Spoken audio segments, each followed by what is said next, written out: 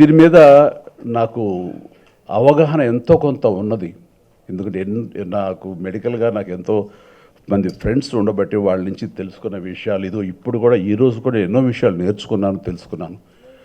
And ఈ దిశగా నేను వెళ్తున్నప్పుడు నేను కూడా నాకు ఉన్నటువంటి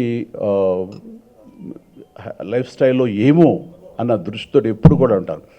నాకు ఫస్ట్ ఆఫ్ ఆల్ ఏదైనా సరే మన బాడీ మనకి తెలియజెప్పుతుంది. మనం ఏమిటి, మనం ఎలా ఉన్నాం, మన కండిషన్ ఎలాగ ఉందనేది మన బాడీ ఎప్పటికప్పుడు మనకు తెలియజెప్తుంది. మన బాడీని వినే లెవెల్కి మనం కనుక సెన్సిటైజ్ అయితే, ఆ సున్నితత్వాన్ని మనం అలవరుచుకుంటే చెప్తుంది. ఇందాక ఒక సర్వైవర్ చెప్పినట్టుగా ఒక వ్యక్తి ఎక్కడి నుంచో ఉంది, నాకు చిన్న ఇది ఉంది, బ్యాప్స్ అంటారు దాన్ని ఏమంటుందని, అది ఉంది, దాని ఏదో చిన్న గ్రూప్ అని వదిలేసాను. కానీ మా అబ్బాయి చెప్పిన దాన్ని బట్టి వెళ్ళారన్నారు.